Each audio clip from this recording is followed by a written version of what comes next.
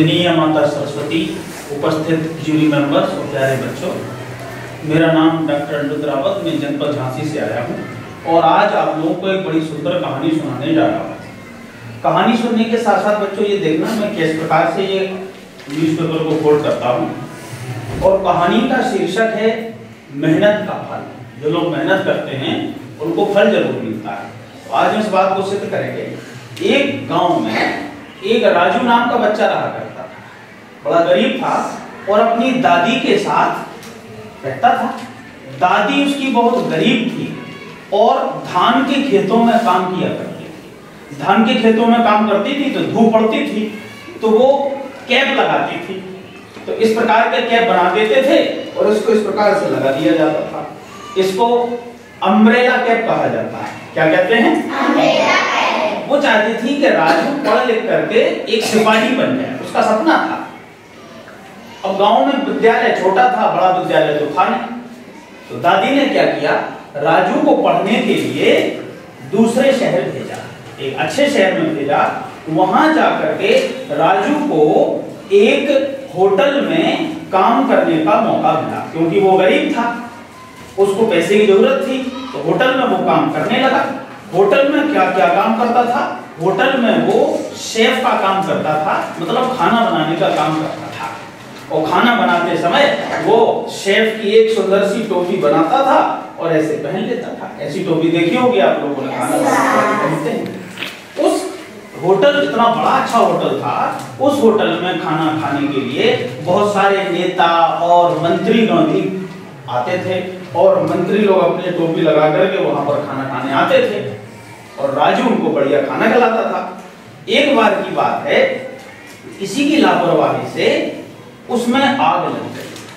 Hotel में cylinder में आग लग गई। सभी लोग यहाँ वहां भागने लगे कि कैसे बचें कैसे बचें। सब लोग डरने लगे, लेकिन राजू नहीं डरा, क्योंकि वो वीर बच्चा था।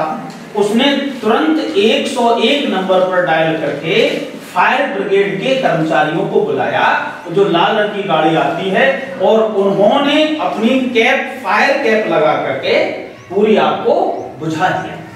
राजू की बहुत प्रशंसा हुई, मंत्री जी बहुत खुश हुए।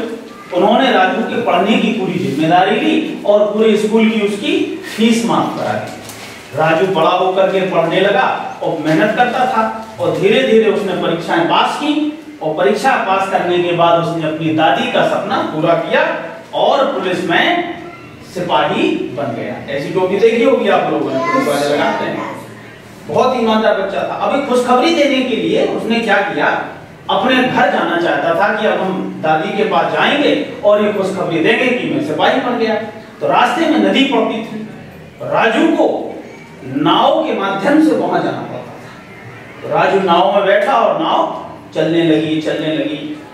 बहुत से यात्री नाव में बैठते थे। तभी तेज आंधी आई और नाव का एक सिरा टूट गया, नाव डूबने लगी। राजू ने लोगों को लकड़ी और उसमें ट्यूब रखे थे, वो दे करके बचाया, क्योंकि वो तो पुलिस वाला था। तभी और आंधी आई और नाव का दूसरा सिरा भी टूट गया। अब नाव डूबने लगी। राजू अकेला बचा था, तैरना नहीं जानता था, लेकिन वो सूझबूझ का काम करता था।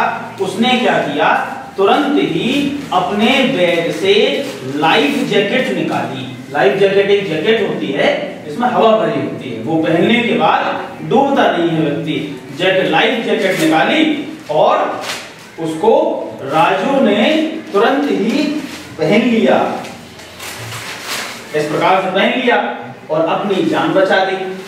तो बच्चों, इससे कहानी से हमें शिक्षा मिलती है कि हम जो सोचते हैं, पुलिस बनना है या को बनना है, जो भी बनना है वो हम बन सकते हैं। जहां चाह होती है वहां राह होती है। तो अच्छा सोचें और आप भी वही बन सकते हैं। कुछ किए बिना ही जय जयकार नहीं होती और कोशिश करने वालों की कभी हार नहीं होती। ठीक है? तो भारत माता की जय।